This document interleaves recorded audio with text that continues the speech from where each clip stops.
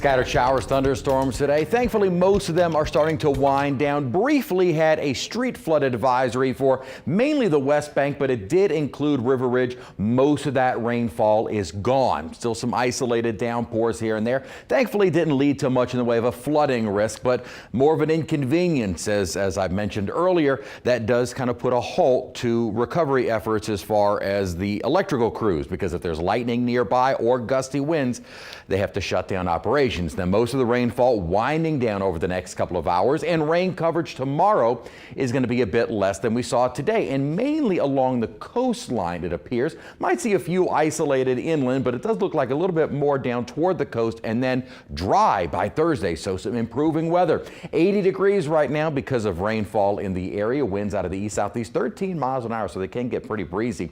91 though at Raceland, 90 in Homa, but underneath that rain-cooled air, 70s and low 80s, but highs were able to get into the low 90s. That sends the heat index to around 100 degrees, and while that is not unusual, with so many people without air conditioning, no way to really cool down, and so many of us outdoors, another heat advisory will be issued for tomorrow. So fewer storms tomorrow, but a hot day. Then turning less humid by Thursday, so some good news on the horizon.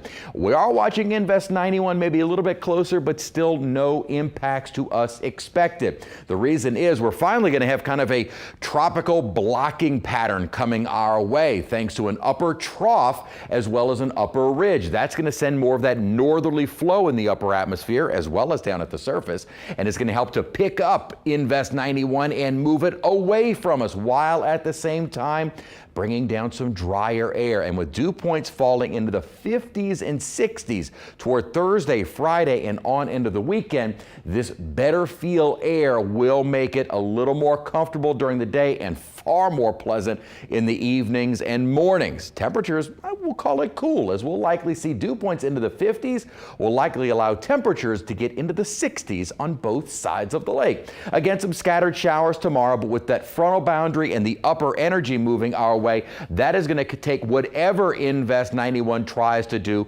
well to our east. We stay on the dry side and not likely to see any rainfall from that system. And notice that the Hurricane Center did increase the potential slightly, as it is starting to look a little bit better organized. We don't really have as strong of the wind shear that we saw yesterday. Still not exactly a hospitable environment in the Gulf of Mexico, but there are some indications that we may see this become either a depression or storm as it moves toward the Panhandle or even Big Bend of Florida. Starting to get its act together as we get later into tomorrow, but moving inland and then racing across maybe southern Georgia and out into the Atlantic, where it also may try and organize a bit. But as far as we are concerned, in southeast Louisiana and southern Mississippi, there are going to be no impacts from 91. 91 degrees our high tomorrow, with about a 30% chance for some spotty showers.